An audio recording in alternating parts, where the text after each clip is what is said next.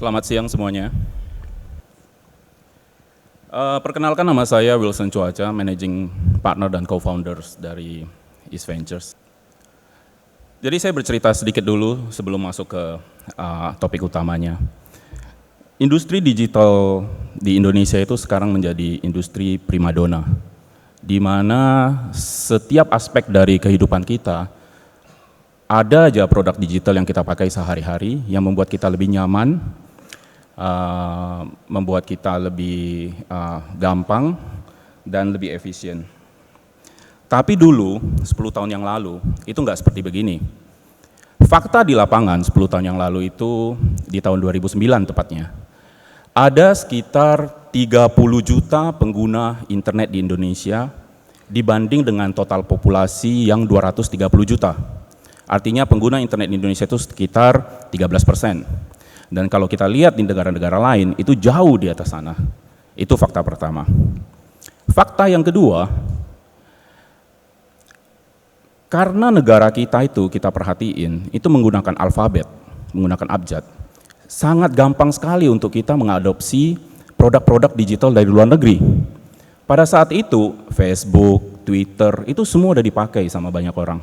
Padahal dia nggak punya office di sini. Kenapa? Ya karena alfabet tadi. Kalau kita bandingkan dengan negara-negara lain yang tulisannya bukan alfabet, yang cacing-cacing misalnya, itu susah sekali sebenarnya untuk mengadopsi kan. Nah, itu fakta yang kedua. Fakta yang ketiga, waktu itu semua orang pakai BlackBerry. iPhone masih mahal, hanya kalangan terbatas yang menggunakan yang Apple fan club-nya. Android masih sangat mahal juga, baru mulai. Tapi itu suatu revolusi baru karena tiba-tiba kita bawa komputer kemana-mana, ada screen-nya. Jadi berdasarkan 3 hal ini, East Ventures itu dibentuk. Kita mikir 30 juta itu sebesar Malaysia plus Singapura plus Brunei, seluruh penduduknya digabung, itu cuma populasi internetnya kita. Masak sih nggak ada produk digital lokal yang kita bisa kerjakan. Akhirnya di tahun 2009 kita ketemu tuh dengan Tokopedia. Dan East Ventures melakukan investasi pertama di Tokopedia. Tokopedia juga menerima investasi pertama dari venture capital dari East Ventures. Mungkin boleh di-argue ya, permulaan titik investasi itu mungkin permulaan dari digital ekonomi Indonesia. Selama 10 tahun ini kita melakukan banyak sekali hal-hal di Indonesia dan video berikut adalah summary apa yang sudah kita kerjakan selama 10 tahun. Welcome to Indonesia, the largest archipelago in the world and home to some of the biggest unicorns in the region. However, things were different back then. 10 years ago, the internet reached only 13% of the country's 230 million population. With the limited availability of physical infrastructure, amid the rapidly growing population, others may see a problem as it is. At East Ventures, we see it as an opportunity. We aim to provide a solution. East Ventures started with a mutual dream to be part of the solution, regardless of the challenges we may find ahead. We set sail by finding passionate founders who are eager to change Indonesia for the better. One by one, problem by problem, industry by industry.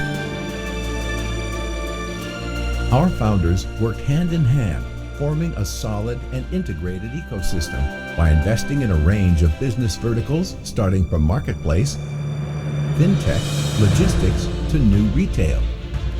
We have been taking part in building Indonesia's digital economy, providing technology inclusion for MSMEs, and building the digital infrastructure, supporting national GDP, investing in many startups,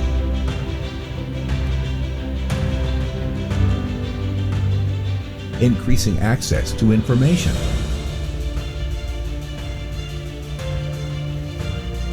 empowering people through education,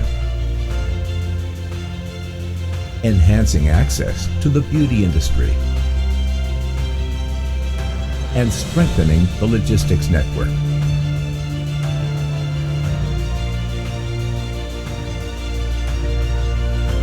enabling a digital workforce.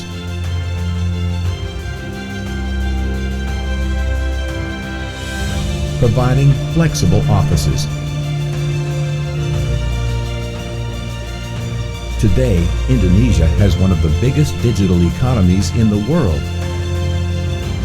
with over 60% internet penetration rate. With the nation's brightest minds as our founders, we are beyond humbled to have been a part of this great journey. A decade of work feels just like yesterday, as we take on one opportunity at a time to take Indonesia to its golden era.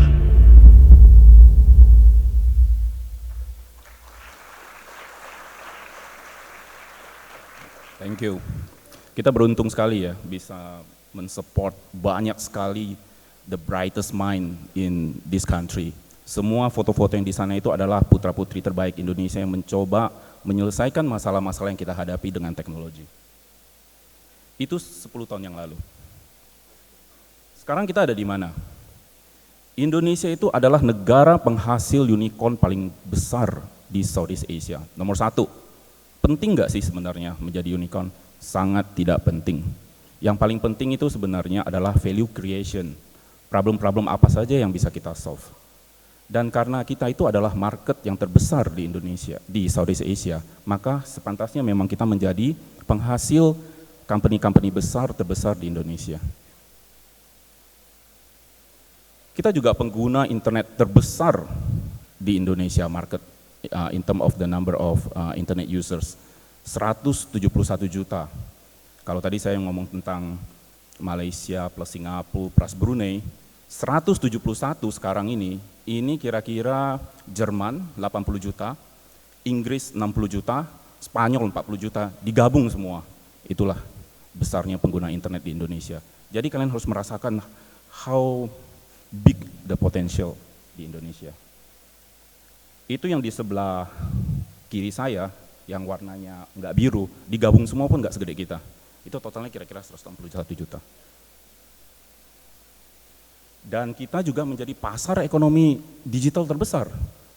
Lebih dari 40 miliar US dollar.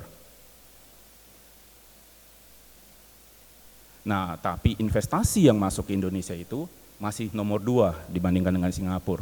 Itu kita bisa ngerti, kenapa? Karena Singapura itu regulasinya gampang, bikin company-nya gampang,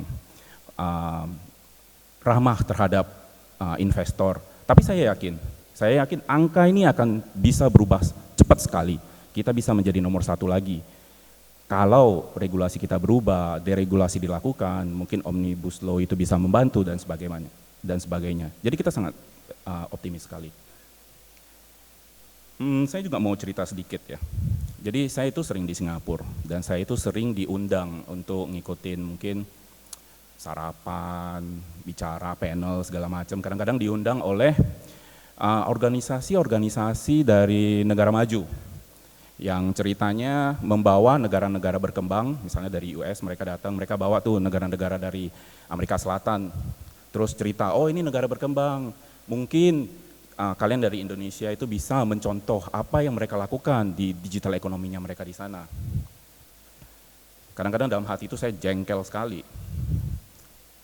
Pernah suatu hari saya tanya ke mereka, kenapa kamu merasa saya yang harus meneladani mereka? Memangnya unicorn dia ada berapa? Loh, kita kan banyak kan, kita ada 5 sekarang. Bayangin di video tadi, itu pergerakan ekonomi digital itu cepat sekali. Tadi kita berbicara tentang 60% internet penetration. Per hari ini sudah 64%. Kita berbicara tentang 2 dari 4 unicorn yang diinvest oleh East Ventures. Per hari ini unicorn kita udah 5. Kita berbicara Tokopedia menyumbang 1% GDP dari Indonesia. Per hari ini itu udah hampir 2%. Pergerakan kita itu cepat sekali. Jadi saya tanya ke mereka, boleh nggak dibalik? Kenapa nggak lu yang teladanin Indonesia? Karena apa yang kita kerjakan itu beda sekali. Kalau kita berada di Indonesia, kita nggak sadar itu. Tapi kalau kita keluar dan kita melihat balik ke Indonesia, kita itu hebat sekali, kita itu terdepan sebenarnya. Ya, kurang lebih seperti itulah argumentasinya. Ya kadang-kadang saya suka argue sih. Kalaupun saya kalah argumentasi itu, saya ada argumentasi baru lagi. yaitu ada nggak CEO unicorn kalian yang jadi menteri? Nah, kalau itu dia nggak bakal bisa argue, dia butuh tunggu sampai pemilu tahun berikutnya di negara dia, baru dia bisa ngangkat menteri dari CEO unicorn. Jadi sebenarnya yang saya mau ceritain itu adalah negara kita itu besar sekali ya. Jadi kalau kita lihat Indonesia itu populasi keempat terbesar di dunia. Yang populasi nomor satunya Tiongkok udah jadi negara maju. Populasi yang ketiga Amerika udah jadi negara maju. Tinggal India dan Indonesia. Ya kan? Kita percaya Tuhan itu maha adil. Benar? Dan kalau Tuhan maha adil menciptakan manusia itu sama, bukankah harusnya kita menjadi ekonomi terbesar nomor 4 di dunia? Dan kalau India itu masih pelan-pelan, bisa-bisa kita salib, kita jadi nomor 3. Nah, optimisme seperti itulah yang membuat East Venture itu sangat yakin dengan Indonesia. Kenapa? Karena kita berada di ekonomi berbasis informasi, knowledge based economy, di mana tidak harus memiliki aset. Semua itu siapa yang bisa menguasai informasi, siapa yang bisa mengelola informasi, mereka punya competitive advantage. Semuanya level playing field. Semua foto-foto yang saya tunjukkan tadi, semuanya itu kebanyakan adalah founders atau CEO yang pertama kali, yang nggak punya pengalaman membangun perusahaan. Emang pernah William bikin marketplace-an? Nggak pernah. Iya kan? Pernah nggak Ferry Traveloka jualan tiket pesawat? Nggak pernah. Kenapa? Karena di era seperti ini, pengalaman itu tidak relevan. Yang penting itu adalah eksekusi, identifikasi problem, dan bagaimana menggunakan teknologi yang penuh dengan informasi ini, membangun semuanya. Kurang lebih seperti itu. Dan kalau kita perhatikan cerita-cerita seperti ini, Indonesia itu menjadi negara yang hebat sekali di digital economy. Terus terang kalau kita pergi ke luar, semua orang itu mulai angkat topi dengan Indonesia. Kita sekarang udah bisa gaya-gaya dikit lah ya. Jadi bisa argue dikit, kayak tadi kata Bu Retno kan, diplomasi segala macam. Kalau kita enggak, adu-adu valuasi aja kira-kira begitu. Tapi alangkah hebatnya lagi Indonesia, kalau pada saat semua ini maju ke depan, semua orang yang di belakang kita ajak juga ke depan. Kenapa? Karena kita perhatikan, inovasi digital di Indonesia itu banyak masih terjadi di provinsi-provinsi tertentu, khususnya di kota-kota besar, di mana banyak early adopter. Tapi bagaimana dengan orang-orang yang di belakang, orang-orang yang masih di daerah terpencil? Infrastruktur di Indonesia itu sudah tergolong bagus sekali, karena kita punya palaparing, telco kita itu banyak sekali, sehingga terjadi persaingan dan data rate itu turun. Infrastruktur digitalnya udah banyak sekali, cuma penetrasi dari service-service itu kurang banyak. Makanya dari sana kita berpikir, kalau 10 tahun yang lalu kita bangun semua ini menjadi lokomotif ke depan dan membuka jalan untuk Indonesia, apa yang akan kita lakukan 10 tahun ke depan? Jadi yang tadi belakang kita udah kerjain, ke depan kita mau seperti apa? Konfigurasi seperti apa yang kita pengen? Ini kayak, saya orang computer science ya, jadi kayak setting-setting komputer lah. Dapat iPhone baru kan di setting-setting dulu tuh. Nah, kita nggak mau salah konfigurasi seperti ekonomi-ekonomi yang lama, terjadi ketimpangan sosial dan sebagainya. Dan ekonomi ini masih baru sekali, kenapa nggak dari sekarang kita desain yang benar?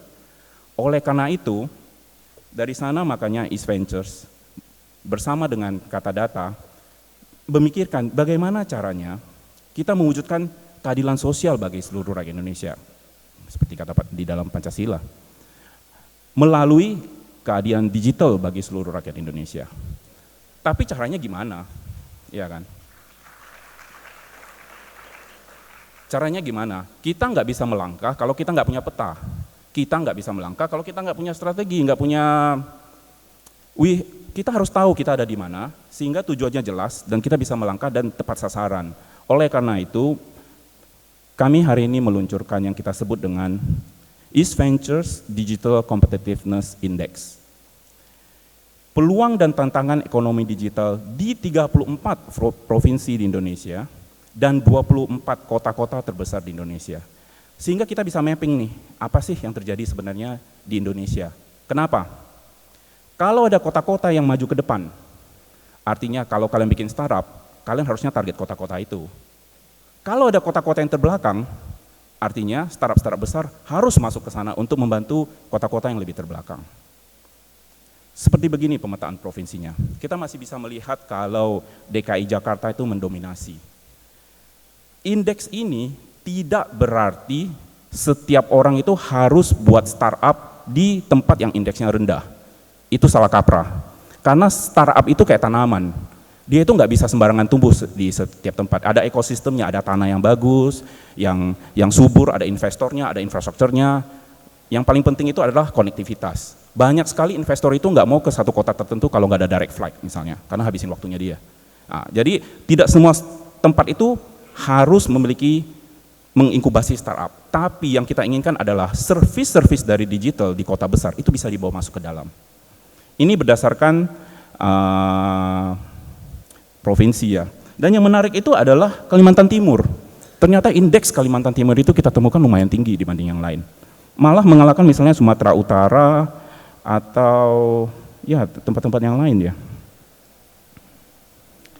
Nah, kurang lebih seperti ini sebarannya. Jadi terjadi ketimpangan kalau kita bisa lihat. Dan median dari indeks ini sekitar 20-an, artinya masih banyak daerah-daerah tertinggal dan sangat jauh bedanya dengan Jakarta. Kalau dianggap sebagai adopsi digital itu kayak pohon, kayak hutan, tempat yang hijau-hijau itu, wah itu tempat kita bisa bawa kerbau kambing kita untuk makan rumputnya tuh, karena tempat itu subur.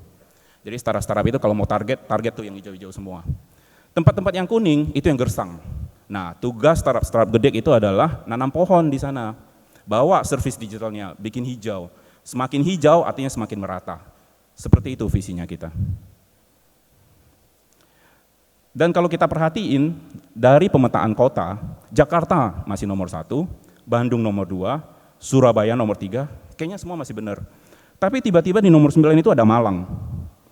Padahal Malang itu bukan kota terbesar, bukan kota yang besar di Indonesia, tapi dia bisa masuk ke top 10, termasuk dengan Yogyakarta. Dan kita bisa lihat ada beberapa kota yang, misalnya Bogor, ternyata turun sampai ke 15. Nanti di sesi berikutnya kita bisa jelasin lebih detail lagi, seperti apa sih, bagaimana cara kita menghitung semua ini. Nah, berdasarkan pemetaan ini, kita juga berusaha memprediksi pekerjaan-pekerjaan apa saja sih yang bakal hilang di era digitalisasi ini. Kenapa itu penting? Karena kita harus meningkatkan kapabilitas rakyat Indonesia. Kalau kita tidak lakukan itu, orang-orang yang ketinggalan itu, mereka mau gimana? Mereka nggak bisa nunggu semuanya jadi ojek driver misalnya, atau jadi Grab, nggak bisa. Ada banyak hal yang kita bisa lakukan untuk meningkatkan kapabilitas mereka, sehingga mereka stay relevan di era digitalisasi ini. Dan kita bisa lihat, di kota-kota yang indeksnya tinggi, itu pekerjaannya itu menghilangnya lebih cepat. Itu korelasinya sangat jelas sekali. Jadi kita juga petakan sektor-sektornya seperti apa. Misalnya di sektor penurunan paling tinggi itu di Infocom dan keuangan asuransi. Karena sekarang beli asuransi, beli keuangan bank-bank itu gampang sekali, banyak sekali branchless banking, agen-agen segala macam. Kita melihat banyak disrupsi. Orang-orang ini harus bergerak cepat. Korporasi juga harus bergerak cepat. Dan ternyata memang terbukti lebih dari 1.000 kantor bank itu ditutup dalam beberapa tahun terakhir ini. Dan setelah kita urutkan provinsi by provinsi dibanding dengan indeksnya kita, ternyata benar, tempat yang indeksnya tinggi, itu banknya tutupnya lebih cepat.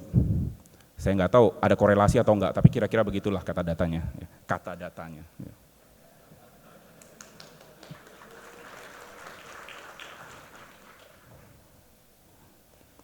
Terus kita coba bandingkan dengan startup-startup yang kita invest. Misalnya kita lihat dari Tokopedia, oh ternyata benar, sebarannya Jakarta ini masih mendominasi. Tapi cara kita melihat ini sebenarnya sangat menarik. Tokopedia dengan segala potensinya hari ini dan dominasinya di Indonesia, dia sudah bisa mengalahkan banyak kompetitornya.